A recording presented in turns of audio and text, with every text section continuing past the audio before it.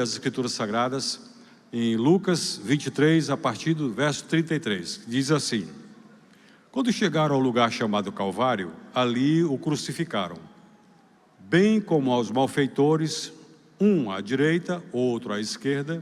Contudo, Jesus dizia: Pai, perdoa-lhes, porque não sabem o que fazem. Então, repartindo as vestes dele, lançaram sortes. O povo estava ali e a tudo observava. Também as autoridades zombavam e diziam: salvou os outros e a si mesmo se salve, se é de fato o Cristo de Deus, o escolhido. Igualmente os soldados escarneciam. Aproximando-se, trouxeram-lhe vinagre, dizendo: se tu és o rei dos judeus, salva-te a ti mesmo.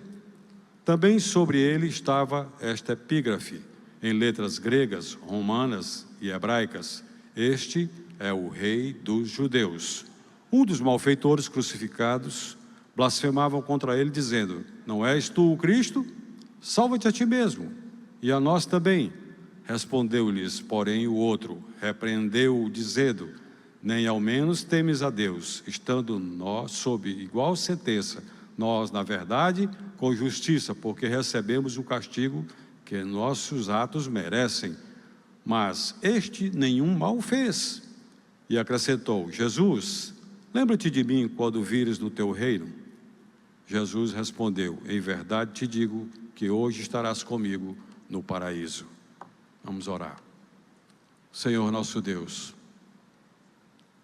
nossos olhos não te veem, nossos ouvidos não te escutam, nosso tato não te apalpa, nenhum dos nossos sentidos é capaz de identificar o Senhor. O Senhor disse que onde estiverem 2 ou 3 reunidos em oração, reunidos em teu nome, nesse lugar o Senhor está. E temos a convicção do que o Senhor está aqui, e o Senhor sonda os nossos corações. O Senhor nos conhece, sabe quando nos assentamos e quando nos levantamos. E não há nada, nenhum pensamento em nós que o Senhor não conheça e não saiba. Nós te louvamos, ó Deus, porque o Senhor nos deu Jesus Cristo, e Ele cumpriu tudo aquilo para que o Senhor o enviou. Nós te louvamos em nome de Jesus. Amém. Amém.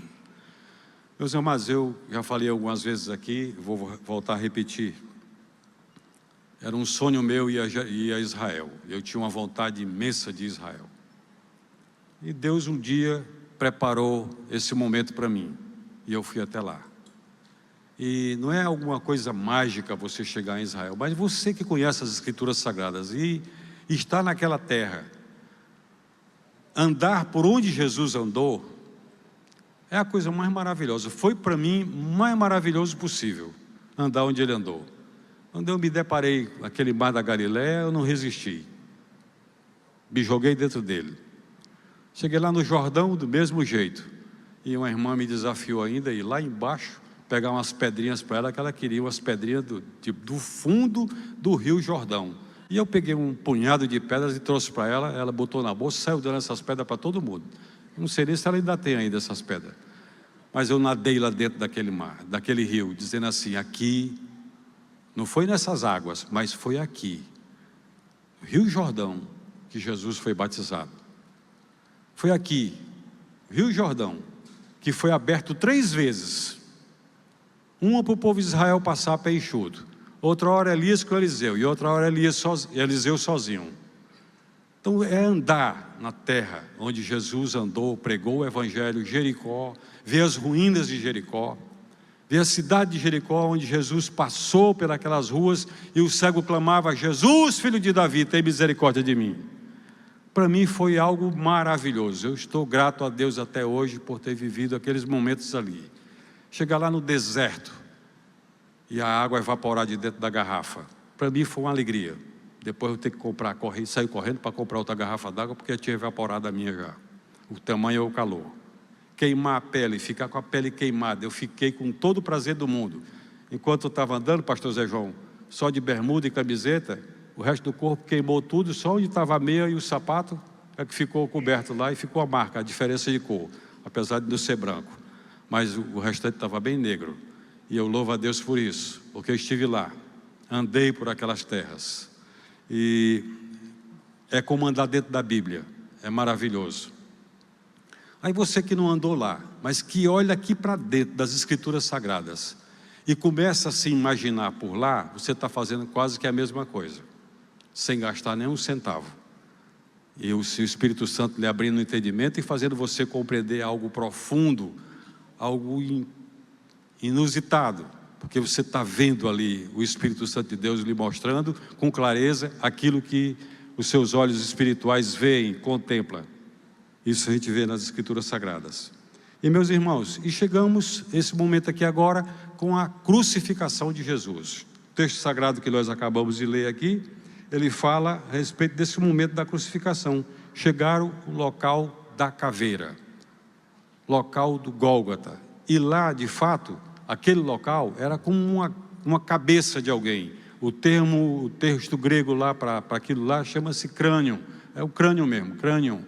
E o texto é o crânio, parecia um crânio. Depois de muitos terremotos, aquilo foi deteriorando e ficou uma cabeça de um crânio, já mal desenhado, mas era lá.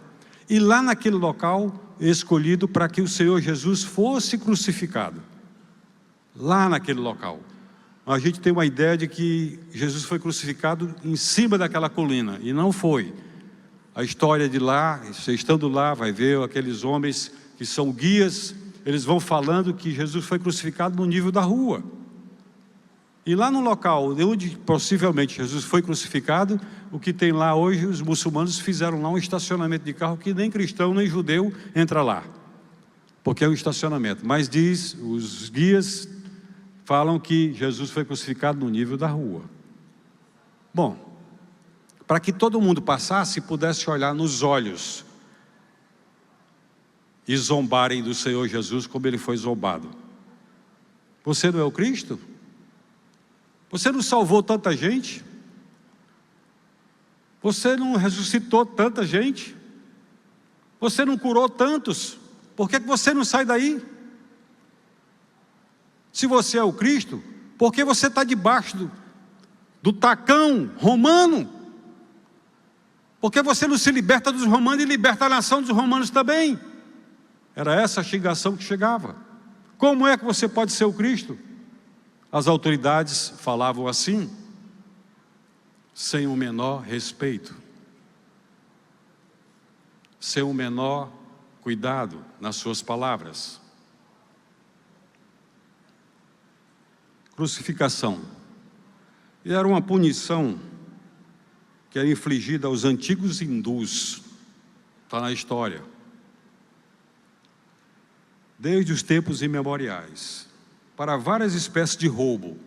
Quando um cidadão índio roubava alguma coisa, a justiça hindu chegava e o pendurava. Roubou, pendurava. Também era uma prática dos sírios, era uma prática também dos persas, dos africanos, dos gregos e finalmente dos romanos. A crucificação para alguém que fez um mal feito, um malfeitor, um bandido, um ladrão, um assassino, era a cruz. Pois é. Provavelmente os romanos que introduziram entre os judeus, antes de se tornarem sujeitos aos romanos. Eles usavam, antes dos judeus se tornarem sujeitos aos romanos, eles usavam o apedrejamento. Essa estava na lei, o apedrejamento. Mas também estava na lei a crucificação. Estava, colocar o homem num madeiro. E onde está isso, pastor? Está em Deuteronômio. Você abrir sua Bíblia agora, você vai ver esse texto sagrado. Em Deuteronômio, capítulo 21, do verso 22 ao 23, você vai encontrar isso aí. Para quem era isso? Quando numa família, o filho fosse desobediente aos pais, desobediente ao pai, desobediente à mãe, ele fosse costumaz, como é que está escrito. Ele fosse alguém que não obedecia à sociedade, os mais velhos, não respeitava ninguém. Essa é uma questão difícil, até para hoje também. Eu, quando eu era moleque, se eu passasse no meio de dois adultos conversando, e o meu pai o visse, ou minha mãe o visse, eu sabia que ia levar um ralho não, era uma palmatória na mão, ou um monte de lapada de cipó no lombo, porque eu desrespeitei os mais velhos. Se eu passasse por uma pessoa mais velha e não pedisse a bênção dela, eu também era repreendido. É do teu tempo, Zé João, isso?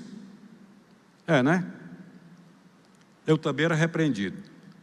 Passasse perto de um padre, era lei, tinha que pedir a bênção do padre. Perto de um homem mais velho, sentado dentro de um coletivo, respeitar os mais velhos, levantava e dava o lugar para o mais velho que estava ali próximo. Isso era lei. No povo de Israel, se o filho não fosse desobediente, beberrão, chegasse em casa desrespeitando o pai e mãe, batesse no pai ou na mãe, ele era levado imediatamente à porta da cidade, e lá na porta da cidade eram reunidos os anciãos, e aquele menino, ou aquele rapaz, ou aquela moça, ele era apedrejado lá,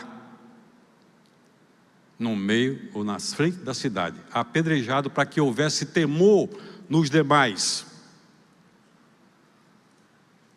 Uma igreja também precisa ter essas correções, não digo essas aí, dessa forma, mas se não tiver a repreensão, se não tiver a correção, todos se perdem.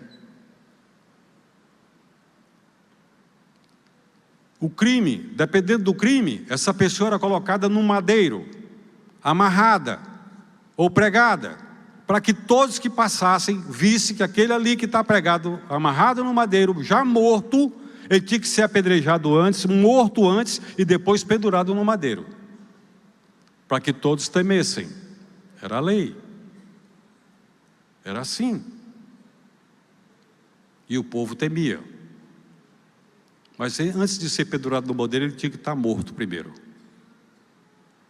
Nós vamos ver que a história de Jesus é o contrário.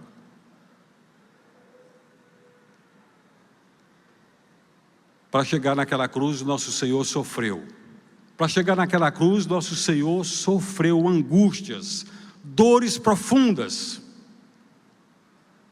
Vou falar aqui para vocês, meus irmãos, que eu sou meio durão com relação aos meus sentimentos. Sou bem duro. Mas quando eu estive naquele jardim do Getsemane, lá, no final do Monte das Oliveiras, lá embaixo está o jardim, e olhando assim para Jerusalém na frente, eu me lembrei dessa condição de Jesus. Naquela noite, ele ali, naquele lugar, numa angústia de alma mais profunda do mundo, porque ele era homem, sentindo as mesmas dores de um homem, as angústias de um homem, as aflições de um homem, embora 100% Deus, mas ele era 100% homem, humano, sentindo as dores que qualquer um sente, a ponto do sofrimento ser tamanho, que seus vasos, suas artérias, suas veias, seus capilares, estrangularem, e deixar que saísse pelos poros da sua pele, o sangue, de tanto sofrimento, coração talvez batendo aceleradamente num ataque cardíaco absurda, ou numa bradicardia enorme, falei um termo muito técnico, né? Coração batendo quase parando. Era o sofrimento de Jesus, ele olhando para Jerusalém e sabendo que daqui a pouco ia chegar uma turba. Ele sabendo que daqui a pouco, lá quando ele entrasse em Jerusalém, ele ia sofrer nas mãos daqueles que deveriam ter cuidado com ele.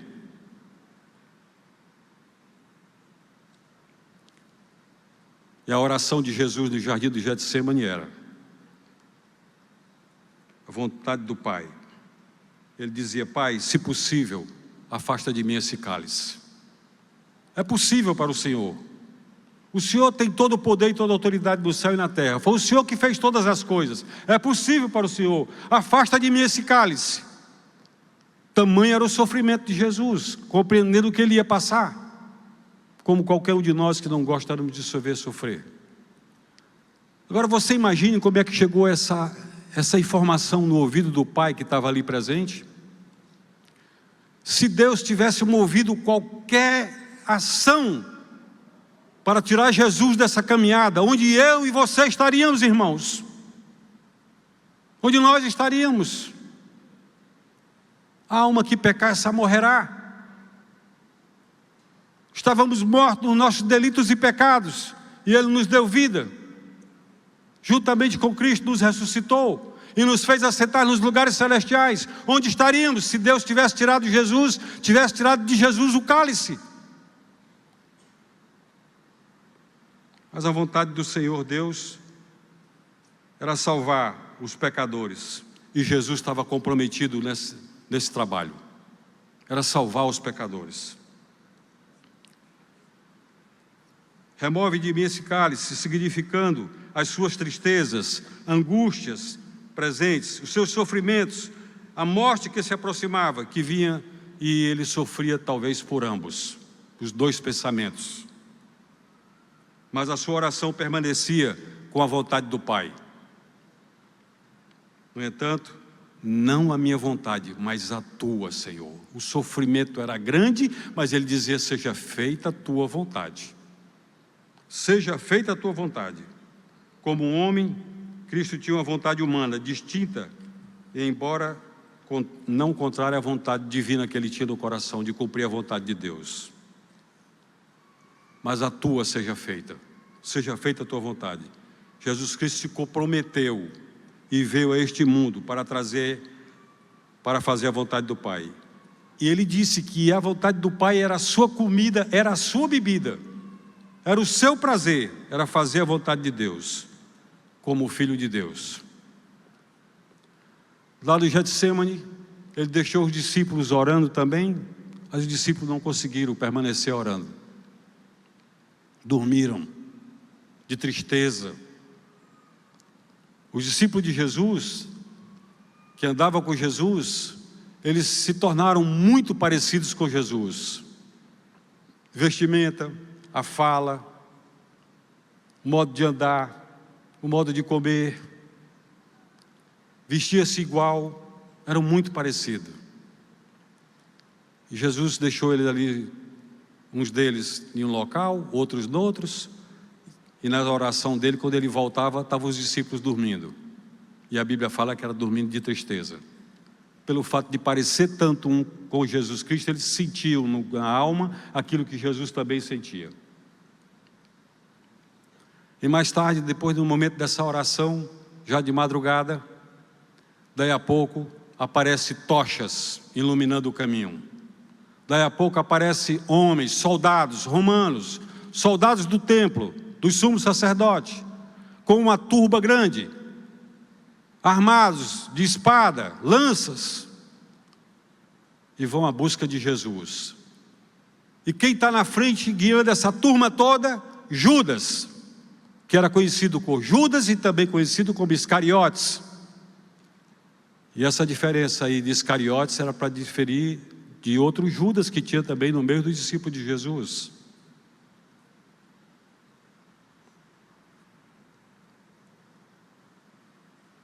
Judas foi adiante da multidão, como guia. Atos capítulo 1, você pode abrir sua Bíblia aí. No capítulo 1, verso 16, está escrito assim: irmãos, convinha que se cumprisse a Escritura que o Espírito Santo proferiu anteriormente por boca de Davi acerca de Judas, que foi guia daqueles que prenderam a Jesus. E para identificar Jesus, para que os soldados romanos, para que os soldados do templo pudessem prender Jesus, o que ele usou? Ele chegou e disse: eu vou beijá-lo. Os outros discípulos, tão parecidos com Jesus, disseram: eu vou beijá-lo. E quando eu beijar, prendam-no, que é esse aí. Isso Jesus passou por mim e por você. Por geração que já veio, geração que já foi, e geração que ainda virá. Agora há pouco o presbítero Sérgio estava falando aqui do estacionamento que vai ficar, esse prédio que vai ficar, para os nossos netos, bisnetos, tataranetos, tracajanetos, como dizia o pastor Júnior. Eu espero em Deus que Jesus venha antes e nos leve antes. para que isso aqui seja qualquer outra coisa para quem vai ficar. Mas os discípulos eram tão parecidos com Jesus. E nós, irmãos amados, meus amados irmãos, nós precisamos parecer com Jesus. Nós precisamos ser parecidos com Jesus, falar o que Jesus fala, ensinar o que Jesus ensina, viver como Jesus vive. E a palavra de Deus, que é a nossa regra de fé e prática, nós devemos viver como ela nos ensina. Perdoar é difícil? É, mas o Senhor perdoou, então eu devo perdoar também. Andar a segunda milha com o irmão é difícil? É, mas é mandamento do Senhor, vá a segunda milha com ele. Se alguém tirar a tua túnica, dá também a capa. Essa é a mensagem do Senhor.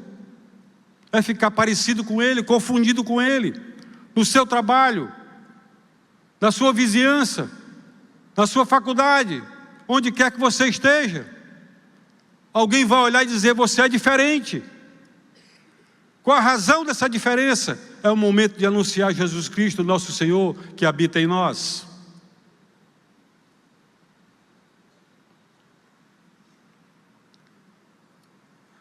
Judas veio e o beijou, e prenderam o Senhor naquela madrugada, e o levaram direto para dentro de Jerusalém, à presença dos sacerdotes e do sumo sacerdote. É estranho, meus amados, que Jesus foi levado como um cordeiro de Deus, de fato, o cordeiro para o matadouro. Foi levado, como a Bíblia fala. João, quando estava batizando o povo, dizia assim, que Jesus se aproximou e ele diz, eis o cordeiro de Deus que tira o pecado do mundo. Está ali ele. O cordeiro do sacrifício, está ali ele.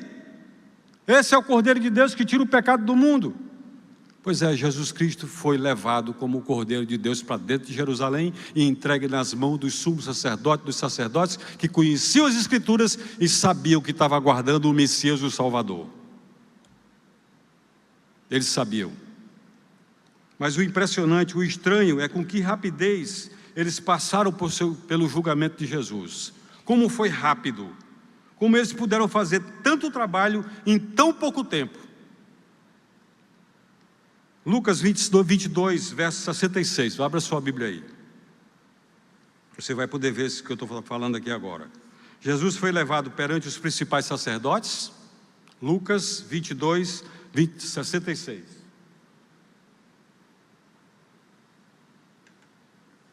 Jesus foi levado perante os sacerdotes. Eles chegaram lá e começaram a perguntar, você é o Cristo? Você é o Cristo? E o Senhor disse, se eu disser para vocês que sou, vocês não vão acreditar? De repente, eles pegam Jesus e agora manda para Pilatos dizendo assim, ele blasfemou e segundo a nossa lei é digno de morte e vocês que estão no controle do Estado, matem-no. Pilatos recebe Jesus, sabendo que Herodes estava na cidade, manda Jesus para Herodes. Herodes fala com Jesus, conversa com Jesus e devolve a Pilatos outra vez. Cada um lavando as mãos. Cada um sem querer se comprometer. Devolve Jesus a Pilatos. E Pilatos tem um momento de intriga, de conversa longa com as pessoas que estavam em volta. Mas nesse período, ainda de manhã, Jesus é açoitado em praça pública, nu, não tinha roupinha colocada nele nas partes íntimas, era nu, um chicote no braço de um homem dessa grossura, pesado,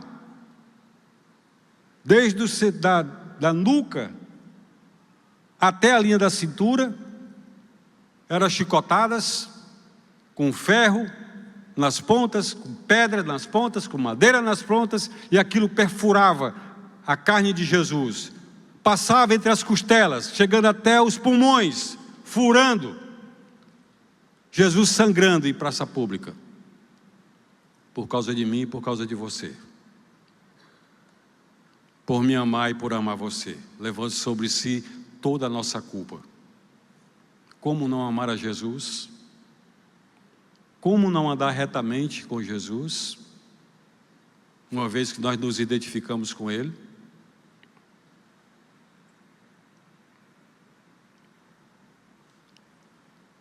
Foi chicoteado, colocado uma coroa de espinho na sua cabeça, sangrou, cuspiram, blasfemaram dele. Isso, meus irmãos, aconteceu em poucas horas. Todo o julgamento de Jesus aconteceu no máximo 3, 4, 5 horas no máximo.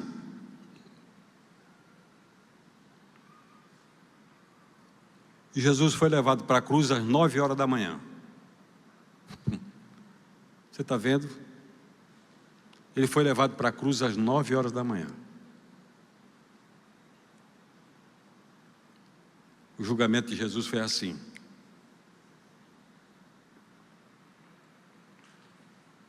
Nunca ninguém foi expulso do mundo como Jesus. Mas ele mesmo dizia: ainda um pouco e não me vereis. Muito pouco tempo, na verdade. Muito pouco tempo. O levaram à morte. Rumo ao Calvário, tinha uma multidão seguindo. Multidão de pessoas. Aquele período estava acontecendo a Páscoa e muita gente estava em Jerusalém. Muita gente. Mas no meio daquela multidão toda, não tinha somente o povo simples, não. Tinha um povo principal da cidade, os principais habitantes da cidade. E dentre os principais habitantes da cidade estavam os sacerdotes. Estava o sumo sacerdote, estavam os anciãos da cidade, estavam os escribas.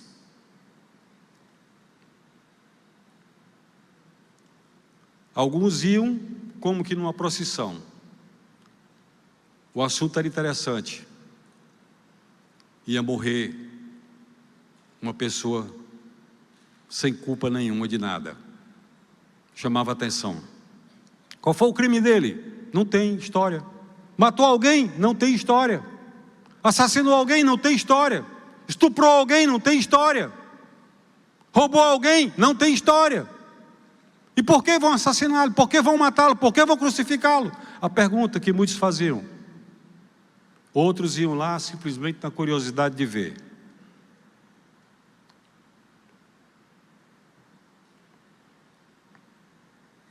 Alguns zombando, todos numa visão melancólica.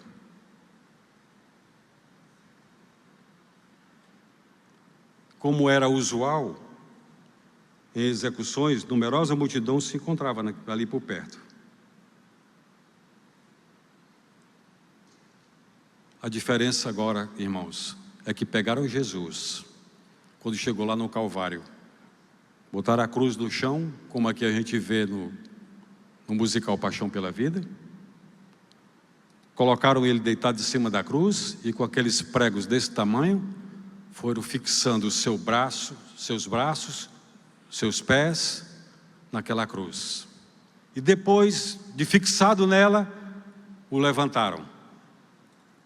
Levantaram a cruz e colocaram na terra, em algum lugar que fora preparado antes para receber aquela cruz. Ele vivo, sofrendo as dores mais agudas possíveis. Às vezes a gente leva uma espetadinha de uma agulha, especialmente as mulheres quando estão pregando um botão numa camisa, alguma coisa, espeta a agulha. Uma agulha é um grito, é um pranto, é um choro. E ser pregado.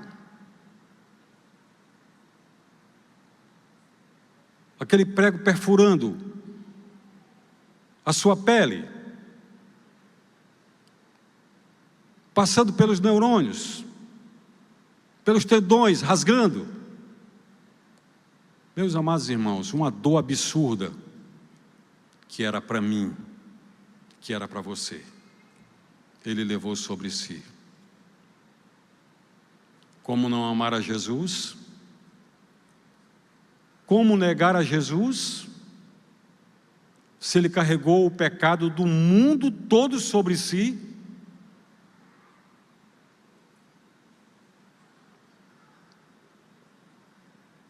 morreu no meu lugar, pagou a minha dívida, riscou a minha cédula. E o que é pecado, então? Hoje nós vivemos numa dificuldade monstruosa. Uma sociedade que não sabe discernir o braço direito do braço esquerdo. Não sabe o que é pecado. Ou ignoram a palavra pecado. Relativizam o pecado. Como a gente ouve hoje. Como eu já ouvi. Pastor, o adultério para o senhor é pecado. Mas para mim não é. É normal, é natural. Como? Pecado é a falta de conformidade com a lei de Deus, estado de disposição ou conduta fora das Escrituras Sagradas. Roubar para o senhor é pecado, para mim não, é normal. Mentir na tribuna é normal para mim. Para o senhor não, isso aí é pecado. Na sua Bíblia é pecado, para Deus é pecado, para mim não.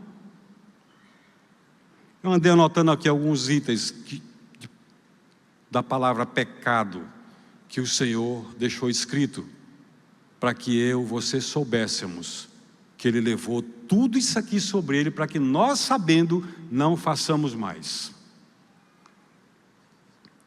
Malícia, avareza, maldade, inveja, homicídio, contenda, dolo ou dolo, malignidade, difamar, caluniar, soberbas, presunçosos, inventores de males, desobedientes aos pais, insensatos, pérfidos, sem afeição natural, sem misericórdia, impuros, idólatras, adúlteros, sem efeminados, sodomitas, ladrões, avarentos, bêbados, maldizentes, roubadores, insensatos, pérfidos, sem afeição natural, desobedientes, transgressores, toda iniquidade, toda maldade, todo mal, toda malignidade, toda perversidade, toda rebelião, rebeldia, engano, injustiça, erros, faltas, impiedade, concupiscência, depravação, tudo isso é pecado que o Senhor levou sobre si para nos deixar livres,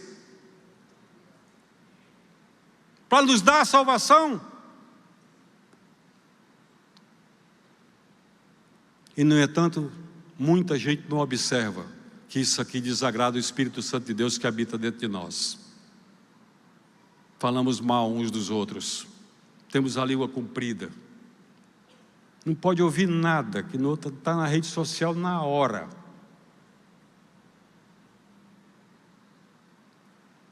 Difamar,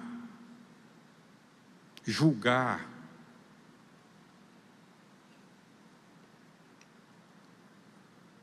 o pecado atinge a raça humana a partir de Adão e Eva.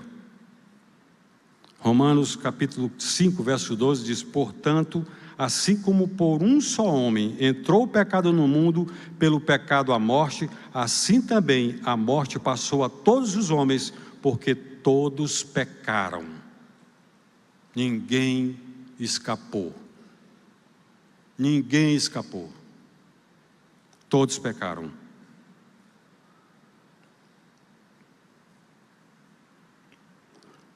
O castigo do pecado, irmãos, é a morte física, a morte espiritual e eterna.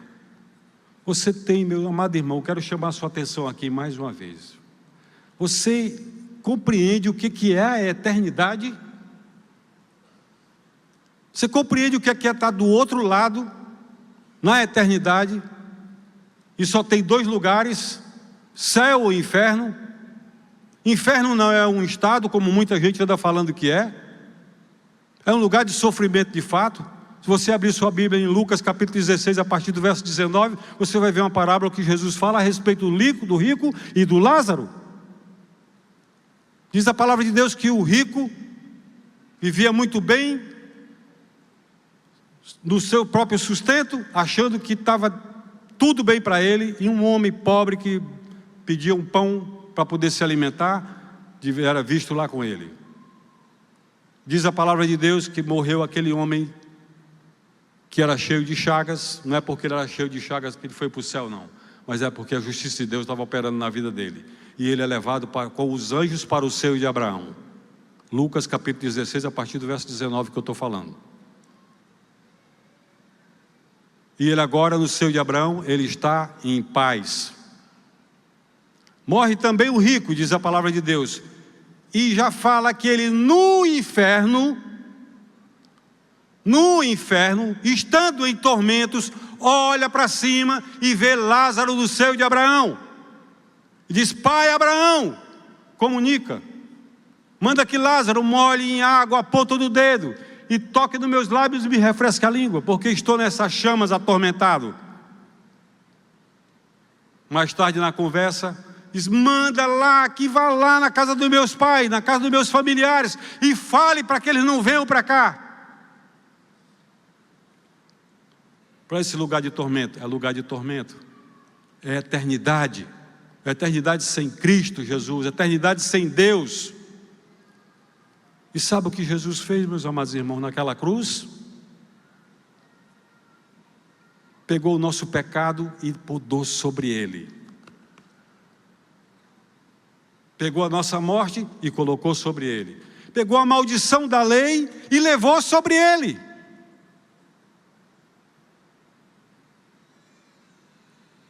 Maldito de Deus, aquele que fosse pendurado no madeiro, e Jesus foi pendurado.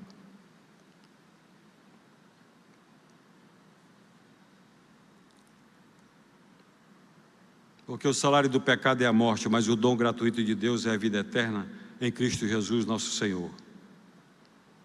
Da morte espiritual e eterna só escapam aqueles a quem o Senhor escolhe e diz: você é meu. E meu irmão, você foi escolhido por Deus. Minha irmã, você foi escolhida por Deus. Você está aqui hoje é porque Deus tem negócio com você. Você é um mensageiro de Jesus Cristo porque Deus tem um negócio com você. Deus colocou o nome de Jesus em você. Deus deu o Espírito Santo dele a você. Está escrito que eu e o Pai viremos a ele e faremos nele morada. Tamanho o amor de Deus por nós. Na cruz, o Senhor nos libertou da maldição da lei, como eu falei. Maldição, o que é maldição? Os que quebram a lei estão debaixo de maldição. Cristo nos salvou da maldição da lei, fazendo-se maldição por nós. Gálatas capítulo 3, você pode abrir sua Bíblia aí, se quiser. No verso 10, diz que todos quantos, pois, são das obras da lei, estão debaixo de maldição, porque está escrito: maldito todo aquele que não permanecer em todas as coisas escritas no livro da lei para praticá-la. E praticar a lei é a coisa mais difícil do mundo. Jesus veio e cumpriu toda ela por nós. Gálatas 3:1 está escrito assim: é evidente que pela lei ninguém é justificado diante de Deus, porque o justo viverá pela fé. No verso 12, Gálatas 3:2 diz assim: ora, a lei não procede de fé, mas aquele que observar os seus preceitos, por ela viverá. Mas em Gálatas 3:3 diz assim: Cristo nos resgatou da maldição da lei, fazendo-se ele próprio maldição em nosso lugar, porque está escrito: maldito todo aquele que for pendurado no madeiro. E Jesus fez isso, foi assim, levado vivo, morreu lá. E a morte não o conseguiu reter. Louvado seja o nome de Jesus. Nas suas últimas palavras, por mim e por você, o Senhor disse: está tudo consumado. Completei a obra. Fiz o que estava ordenado para mim fazer. O mundo está salvo. Os homens a quem eu escolhi, a quem o Pai colocou em mim, está salvo. Completa a obra. Eu estava falando agora há pouco do inferno. Pois é, meus amados. A palavra Hades, que a gente encontra nas Escrituras Sagradas, e uma outra palavra chamada Pluto, P-L-U-T-O, diz respeito a um Deus das regiões mais baixas. Aparece outra palavra também lá, chamada Orcus, que significa mundo interior, reino da morte. No grego bíblico, essa palavra Orcus está associada às regiões infernais, um lugar escuro, sombrio, nas profundezas da terra, o receptáculo comum para os espíritos separados do corpo. Geralmente, essas palavras andam juntas, 3 palavras juntas: Hades, Pluto e Orcus. A eternidade está aqui do outro lado. Você não sabe a hora que Jesus vai voltar, nós não sabemos a hora que seremos promovidos. A qualquer hora. A qualquer hora.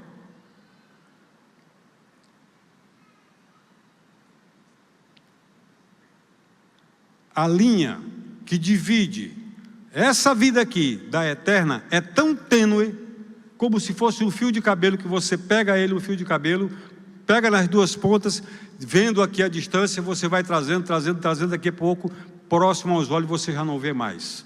A eternidade é assim, está do outro lado. Fechou os olhos, parou o coração, parou tudo aqui, está do outro lado. Aonde? Céu ou inferno?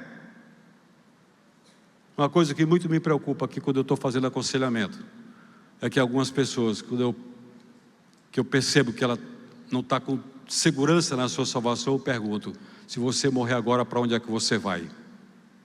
Se você morrer agora, para onde é que você vai? Não sei. Precisa abrir as Escrituras e mostrar nas Escrituras o que Jesus fez. O plano de salvação todinho, para que a pessoa entenda e saia daquele lugar sabendo que a nossa salvação está em Cristo Jesus, que o perdão dos nossos pecados estava em Cristo Jesus, que a vida eterna está em Cristo Jesus, que morar nos lugares celestiais está em Cristo Jesus, que a eternidade está em Cristo Jesus, que na cruz conquistou por nós. A cruz era minha, era sua. A alma que pecar, essa morrerá. E quando ele disse está consumado, uma coisa interessante, irmãos, é que de meio-dia, enquanto Jesus estava naquela cruz, até às 15 horas da tarde, o mundo todo, diz a palavra de Deus, que o mundo todo escureceu. Não foi só em cima da região de Israel, foi o mundo todo escureceu. Trevas. O Senhor da criação estava ali entregando sua vida por nós. Aquele que diz haja luz e houve luz, estava ali agora, entregando sua vida por nós. Trevas.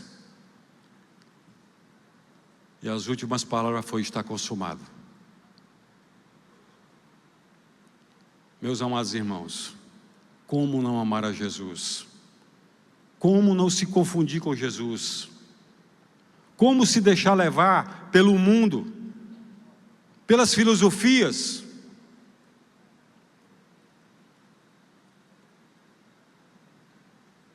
Como se deixar levar por alguns pensadores, se achando no direito de ultrapassar os limites da Bíblia? Por falar nisso, da Bíblia, eu já falei aqui anteriormente, tenha a sua Bíblia no seu coração. Tenha a palavra de Deus no seu coração. Guarde essa que você tem, porque está sendo feita outras aí, malignas, diabólicas, dizendo que a Bíblia que foi escrita pelo Espírito Santo de Deus, que inspirou muitas pessoas para escrever, tem erros. E precisa ser tirado os erros, para acomodar o pecado. Para dizer que adultério é coisa natural. E que dentro da igreja pode acontecer adultério e ninguém fala nada, está todo mundo calado. Ela está sendo escrita para esse fim. Que roubar, que mentir, é tão natural que isso leva o homem para o inferno. Ele já está lá. Me lembrei aqui agora do pastor Frederico Orr.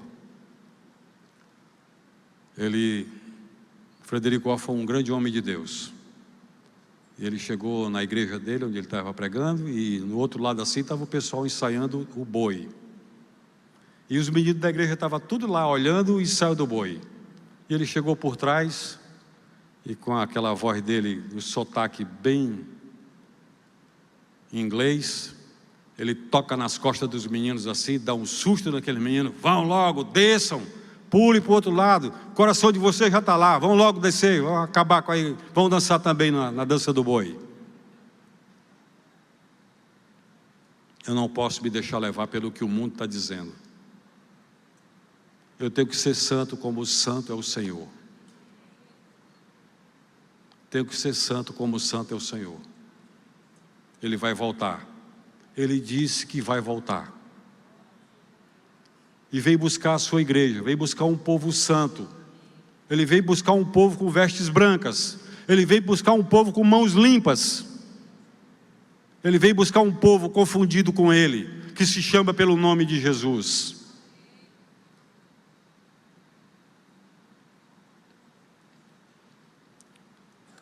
Que Deus nos abençoe, meus amados irmãos. Que o Senhor nos abençoe. E que, se for preciso ir à cruz, vá. Quem quer vir após mim, tome a sua cruz e siga-me. Suporte. O sofrimento que tem que suportar, suporte. Para que você tenha garantido o seu galardão nos céus. E na hora que chegar a senha, sobe e vai à presença do Senhor. Conhecer Jesus como Ele é. Ver Jesus como Ele é. Ouvir a sua voz. Que Deus nos abençoe.